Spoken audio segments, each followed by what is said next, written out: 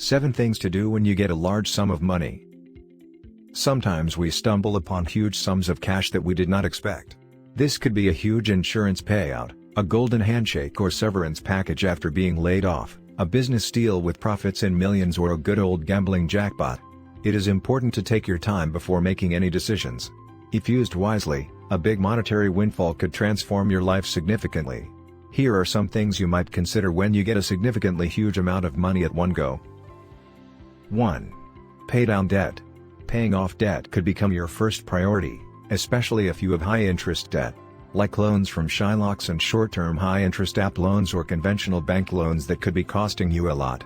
Paying off your debts is one of the best decisions you can make investment-wise. It takes you off the downward stairway.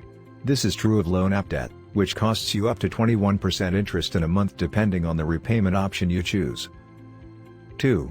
Build your emergency fund.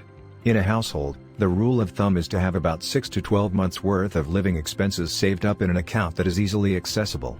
If sudden expenses come up, like an automobile repair, medical emergency, house repair, or maybe you need to travel, you have the money readily available and you won't have to turn to loans to cover the cost. It also goes a long way to protecting you against events like loss of income, giving you a grace period to look for other work. An unexpected windfall is ideal for building an emergency fund since you typically will not have planned to spend this money. If you had trouble before creating an emergency fund, this could easily solve that problem and give you that peace of mind you need to invest, take a little more risk and bolster your journey to financial freedom. 3. Save and invest. If you are financially stable at the moment, then it could be time to consider how you could make your money grow enough to support you comfortably in future by investing it. You can also revisit your retirement savings account and consider whether you are on target with the objective of your retirement savings. If not, a proportion of the money you have stumbled upon could be put there. If you intend to buy a home in future, you could save some or all of that money to use as a down payment or to cover the complete closing costs. Making the switch to owning a house from renting one can be a huge financial boost, depending on your specific situation. 4. Treat yourself. Even if you spend most of this lump sum you found for either of the above purposes, consider putting aside at least a little of it to spoil yourself. Go get the thing you have always wanted to get. Maybe you have desired a new TV, new sound system, a road trip, or even a vacation. Treating yourself can provide an emotional boost.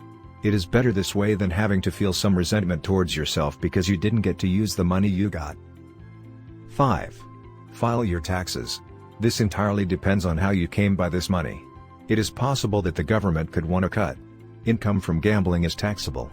The lottery and winnings from a prize game could also be taxable.